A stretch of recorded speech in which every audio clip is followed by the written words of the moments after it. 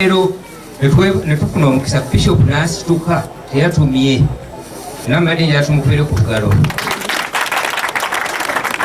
najja abeerewo tumukwase ekyapa ky'essomero lino ekaziri 5 ekyapa mu ngalo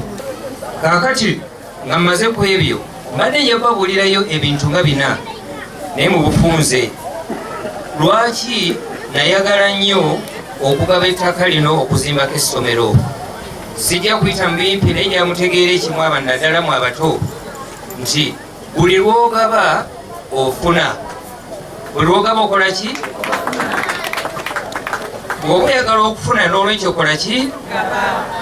nze ekyo nkimanyi nkitambula nkiraba tebanyumiza kinyumize mubeere bagabi waba obanga onaagaba katonda ajja kukuwa by'onaagaba nga mutaka wagamba kanisa tina gyetwala ttaka lino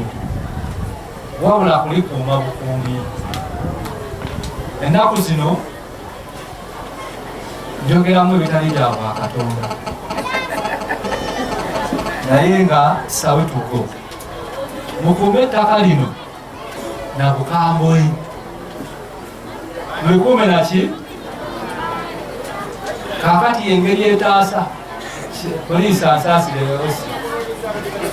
ennaku zongamba abantu bakube ettaka naki oli twajja n'atandika okusimba akawagi wali mukakuule ettaka lya kitundu kyonna fenge kanisa tunaye tugenda dizingako tuyitwale emukono obawa lyakugasa abantu bawano ekanisa tetunda ttaka ekanisa teyazika ttaka ekanisa tepangisa ttaka tusaba ab'ekitundu mutukuumire essomero lino nga tekuli baki basenze tusaba walibekwawo omutima ogwokukakatika ku bintu sebo chairman kyembadde njagala okutegeeza Bishop ogenda tuwa ettaka ly'ekisaawe n'ekisaawe ekikola acres eka 2 kuba eka emu ebeera playground wennyini naye ate twetaaga emabbali eno abawagizi gye bakola ki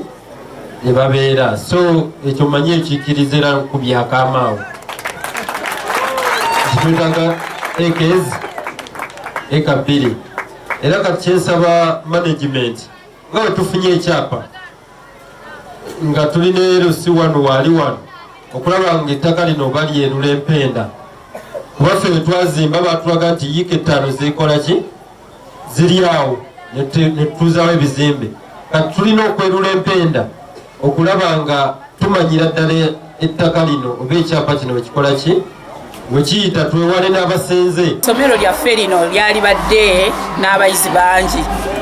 naye tetulina kubo lituleeta ku ssomero luŋŋamu n'olwekyo wano tusabira wabaawo obuyambi bwonna obuyinza otuweebwa tusaba batukolere ekkubo